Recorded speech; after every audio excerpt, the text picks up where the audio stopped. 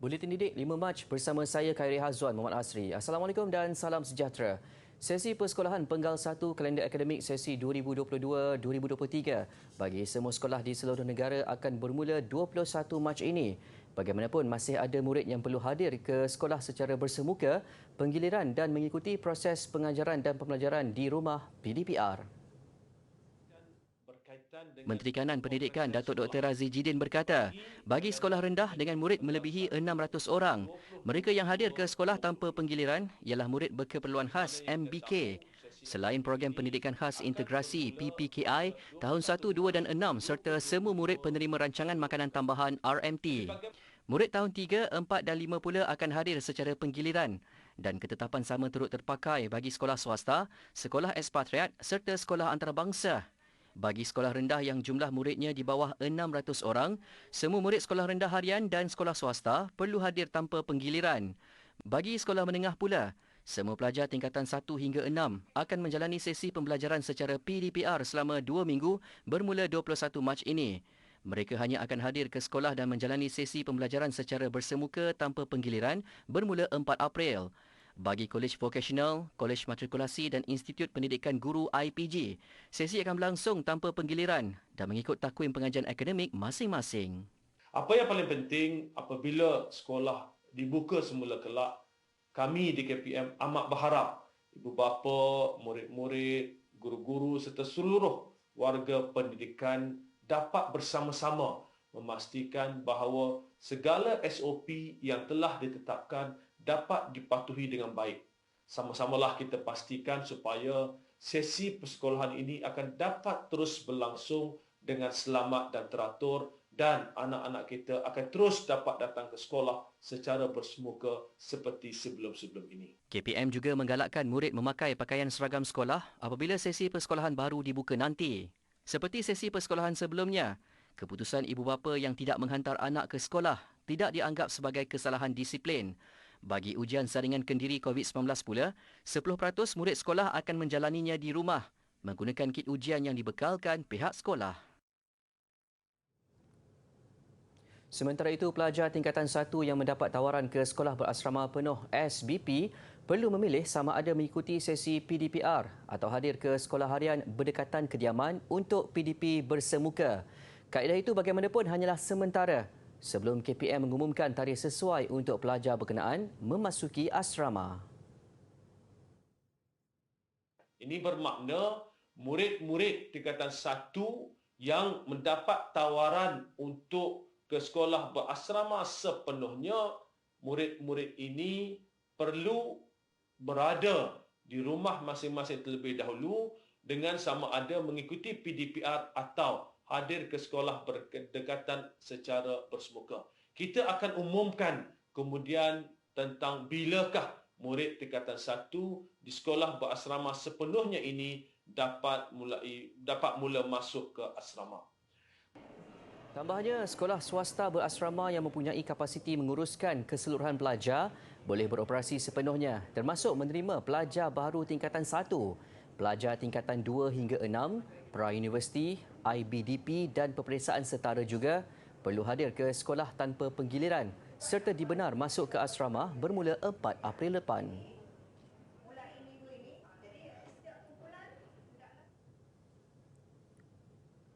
...974,355 individu atau 27.4% populasi kanak-kanak berusia 5 hingga 11 tahun di negara ini sudah menerima dos pertama vaksin COVID-19 setakat semalam. Berdasarkan data COVID-Now, sejumlah 14,743,712 individu atau 63.5% populasi dewasa pula sudah menerima dos penggalak vaksin COVID-19. Seramai 22,953,291 atau 97.6% lengkap vaksinasi, manakala 23,232,845 atau 98.8% sudah menerima sekurang-kurangnya satu dos. Bagi remaja berusia 12 hingga 17 tahun, sejumlah 2,803,567 individu atau 90.1% sudah melengkapkan vaksinasi mereka. Manakala 2,900,616 atau 93.2% menerima sekurang-kurangnya satu dos vaksin.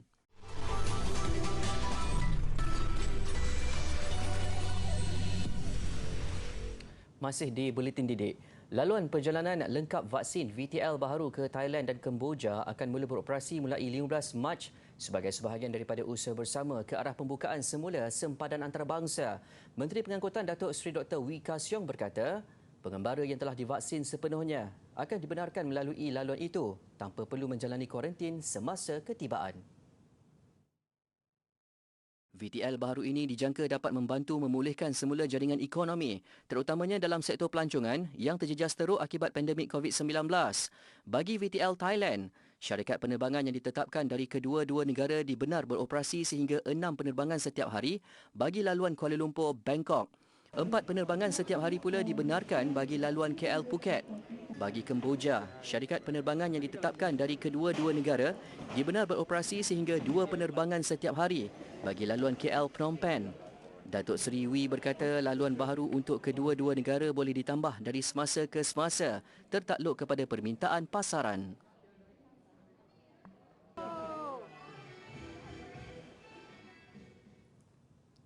Kerajaan menggariskan 4 tindakan hala tuju pembangunan lanskap negara agar keseimbangan dan kemampanan ekosistem negara terpelihara.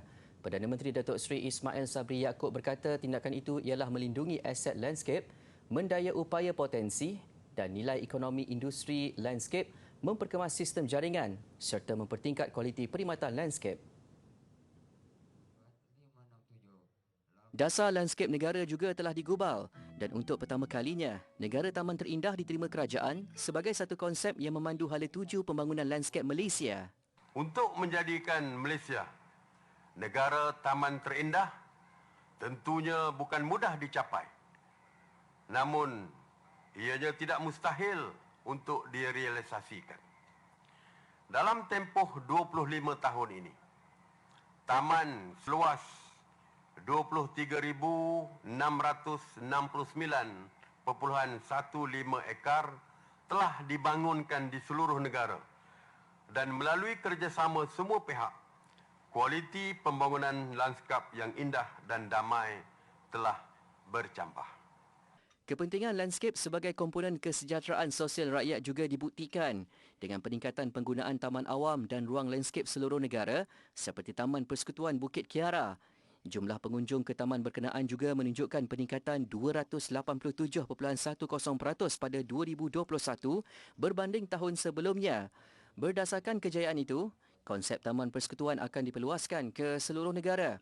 Ia sekaligus meningkatkan akses rakyat kepada kawasan lanskap selain menambah lokasi hijau di kawasan perbandaran yang menjadi faktor utama penyumbang persekitaran rendah karbon, biodiversiti semula jadi serta kewujudan bandar mampan berdaya huni. Datuk Seri Ismail Sabri berucap sempena Majlis Sambutan Hari Lanskap Negara 2022 di Ecoflora Johor Bahru pagi tadi. Industri kreatif pada hari ini dilihat semakin mendapat perhatian dalam golongan masyarakat yang kian sedar akan keunikan sesuatu karya. Antaranya menerusi bidang kraf tangan seperti batik, tenunan, kayu, logam, seramik dan rotan. Industri ini juga melibatkan program pemasaran, kajian dan penyelidikan, pembangunan keusahawanan, pemuliharaan dan pemeliharaan kraf serta latihan. Justru ia sudah cukup membuktikan bahawa industri ini bukanlah sekadar minat dan hobi semata-mata, malah boleh dijadikan sebagai kerjaya. Segmen Kerjaya minggu ini mengupas lanjut tentang penganyam rotan.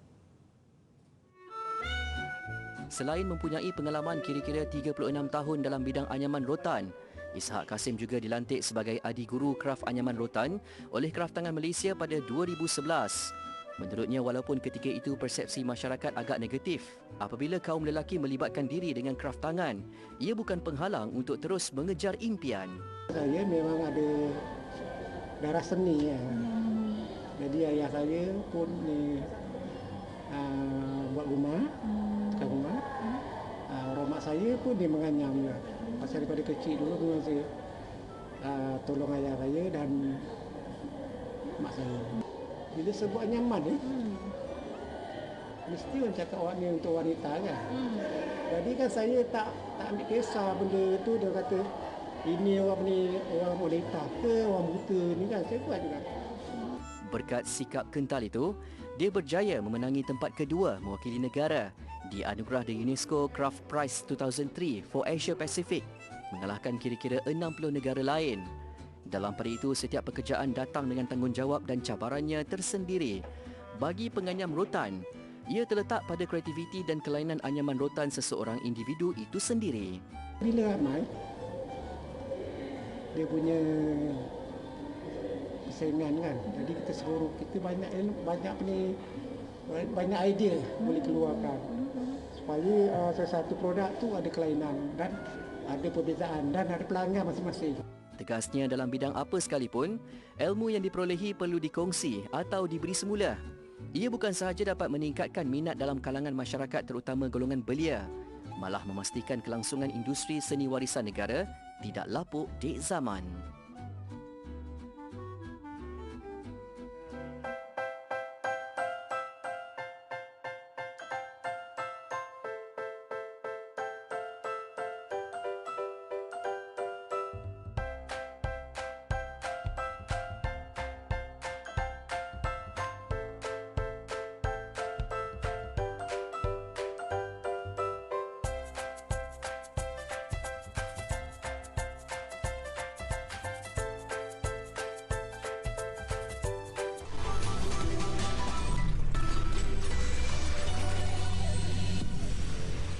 Fenomena air laut surut penuh di pantai Tanjung Ru, Langkawi sehingga membentuk imej seakan laut terbelah menjadi tarikan kepada lebih 300 pengunjung. Berlaku hanya sekali dalam setahun. Fenomena ini juga boleh dinikmati selama 1 jam sahaja seawal 7 pagi. Ketika fenomena ini terjadi, pengunjung boleh berjalan di peting pasir yang terbentuk sejauh 600 meter ke tengah laut. Hasilnya, kawasan pulau yang lazimnya tidak dapat didekati dengan berjalan kaki boleh dijejaki. Antara pulau itu ialah Pulau Cabang dan Pulau Kelambaya. Peting pasir ini akan berlaku setiap kali bila ada full moon, bulan penuh dengan bulan baharu. Mesti ada punya. Ya. Cuma beza dia, kadang-kadang dia 0.3, 0.4, 0.5. Kita boleh jalan lagi. Ya. Setahun sekali dia akan turun sampai 0.0. Ada juga. Dan tahun ni dia turun 0.1 meter. Ya. Dan bila dia turun 0.1 meter, dia ada hari juga yang kita boleh jalan sampai ke pulau di depan tu. Pengunjung yang terdiri daripada pelancong dan penduduk tempatan berkumpul seawal jam 5 pagi untuk merasai pengalaman ini. Saya pun tak tahu apa nama dia, tapi banyak benda yang pelik-pelik lah. Tapak Sulaiman selalu kita tengok kecil-kecil ni memang besar muka.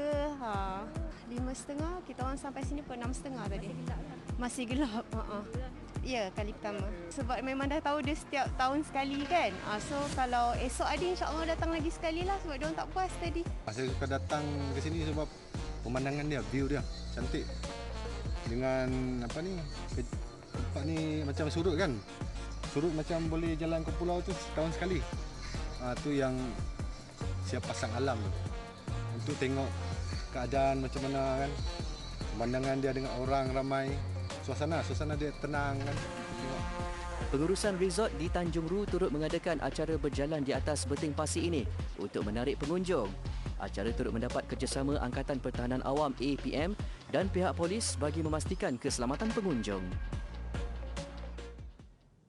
BTS mencatat 3 lagi rekod dunia. Dalam tempoh sebulan lalu, kuasa K-pop itu memperbaharui rekod mereka di Instagram, TikTok dan Twitter.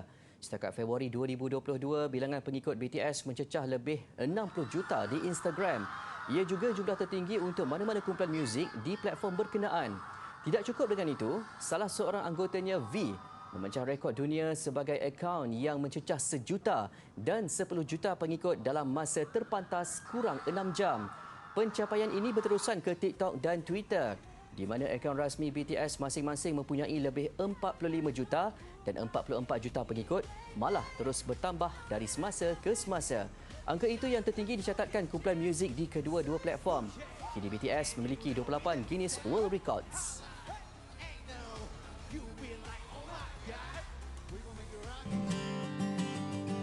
Tahukah adik-adik, dinasti Uthmaniyah adalah dinasti yang paling lama memerintah dalam dunia Islam, iaitu dari abad ke-13 hingga ke abad 20. Artifak hari ini merupakan barangan Iznik. Iznik diambil daripada nama sebuah bandar di Turki. Bandar yang banyak menghasilkan hasil-hasil karya tembikar yang berkualiti tinggi pada pemerintahan dinasti Uthmaniyah. Barangan seramik Iznik merupakan barangan yang paling cantik kerana ia menghasilkan kesenian Islam yang berwarna-warni. Dan corak yang terdapat pada tembikar Iznik merupakan gabungan corak tradisional Uthmaniyah dan unsur seramik biru putih negara China. Barangan yang dihasilkan pula merangkumi set makanan seperti pinggan dan mangkuk, jak serta cawan minuman. Tidak seperti seni perhiasan Islam yang lain, hiasan seramik Iznik lebih tertumpu kepada bunga-bungaan yang berwarna terang berbanding kaligrafi. Antara motif yang menjadi pilihan adalah tulip dan teluki. Dan zaman kegemilangan barangan seramik ini adalah pada waktu pemerintahan Sultan Sulaiman dari 1494 sehingga 1566 Masihi. Dinasti Uthmaniyah telah memainkan peranan yang sangat penting dalam memperkenalkan satu seni Islam yang sangat disegani di Barat.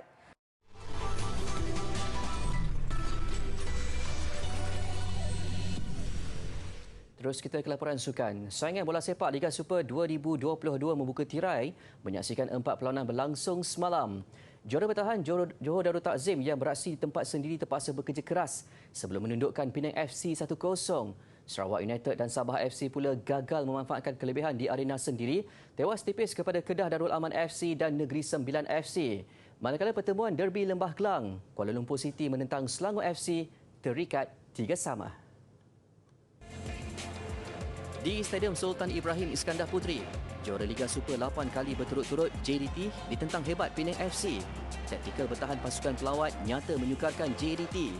Tanpa jaringan pada 45 minit pertama, JDT menggandakan asakan selepas rehat. Hasilnya tuan rumah berjaya menyamakan kedudukan menerusi tandukan penyerang berbisa Brazil Berson da Silva minit ke-70. Jaringan tunggal itu nyata melegakan skuad bimbingan Benjamin Mora sebagai suntikan moral berdepan lawan-lawan berikutnya yang pasti mahu menundukkan antara kelab terbaik Asia itu. Di Stadium Negeri Kuching, pendatang baharu Liga Super Sarawak United berdepan Kedah Darul Aman FC. Jaringan awal KDA FC minit ke-16 menerusi penyerang import dari Cameroon, Ronald Ngah, nyata menjejaskan rentak tuan rumah. Meskipun cuba menyamakan kedudukan, Sarawak yang dibimbing bekas jurulatih kebangsaan B. Satyanathan gagal memanfaatkan beberapa peluang. Gol tunggal Ronald kekal sehingga whistle penamat untuk kemenangan sulung KDA FC. Turut gagal memanfaatkan kelebihan di tempat sendiri di Stadium Likas, Sabah FC yang juga dikendali bekas jurulatih kebangsaan Dato' Ong Kim Swee menentang Negeri Sembilan FC, satu lagi pencabar baharu Liga Super. Sabah FC seharusnya di depan. Namun sepakan penalti pada masa kecederaan babak pertama gagal disudahkan penyerang import dari Brazil, Neto Pessoa. Sebaliknya Negeri Sembilan tampil lebih garang sebaik babak kedua bersambung. Pelawat memastikan 3 mata menerusi gol kemenangan Khair Jeffrey Jones minit ke-51. Sementara itu di Stadium Bola Sepak Kuala Lumpur Ceras, juara Piala Malaysia Kuala Lumpur City FC menentang Selangor FC. Ditangguhkan seketika berikutan hujan lebat. Selangor terlebih dahulu mencipta jaringan menerusi Yuri Henrik minit ke-18. KL City tidak perlu menunggu lama untuk mengikat kedudukan menerusi rembatan jarak jauh Zafri Yahya selang seminit kemudian. Minit ke-27, Selangor kembali di depan, kali ini hasil sepakan penalti Harrison Kayon. Bagaimanapun 5 minit berselang, KL City sekali lagi menyamakan kedudukan menerusi Hadin Azman. Bersambung babak kedua, giliran KL City pula mendahului lawan hasil percubaan Ryan Lambert pada minit ke-61. Namun hasrat mereka mempertahankan kelebihan itu tidak kesampaian apabila kekurangan pemain selepas Giancarlo Gallipoco dilayankan kad merah. Kesempatan itu pantas diambil Selangor untuk mengasak dan berhasil apabila sepakan penalti sekali lagi disempurnakan penyerang Brazil Kayon minit ke-78. Keputusan muktamad Kuala Lumpur City 3, Selangor FC 3. Liga Hoki Malaysia 2022, kedudukan tangga teratas terus dikuasai Tenaga Nasional Berhad TNB selepas menewaskan TNB Thunderbolts 1-0. Namun ia belum cukup selesa buat TNB apabila terus dicabar hebat Terengganu Hoki Team THD yang cuma ketinggalan 1 mata apabila menundukkan Nur Insafi Sporting 5-0. Keputusan lain UiTM HA kekal di tangga keempat susulan kemenangan 3-1 ke atas skuad pembangunan kebangsaan. Perlawanan itu bagaimanapun terpaksa dihentikan selepas hujan lebat dan cuaca buruk.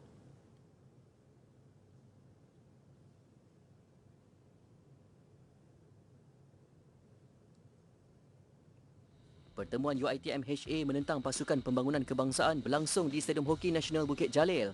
UiTM di depan pada minit ke-22 menerusi Zulfidaus Mizun. Selang 3 minit kemudian, menyusul gol kedua UiTM hasil jaringan Farizul Afiq Muhammad. Tidak mudah mengalah, Pasukan Pembangunan Kebangsaan berjaya merapatkan jurang gol melalui Muhammad Syafiq Abdullah minit ke-28. Namun Daniel Ashraf Abdul Ghani kembali meletakkan UiTM selesa mendahului 3-1 minit ke-33. Ketika UiTM menggandakan asakan menambah gol, hujan lebat dan cuaca buruk memaksa pegawai perlawanan menghentikan permainan pada minit ke-47. Selepas menunggu 30 minit, cuaca masih tidak berubah dan perlawanan akhirnya ditamatkan dengan keputusan 3-1 memihak UiTM.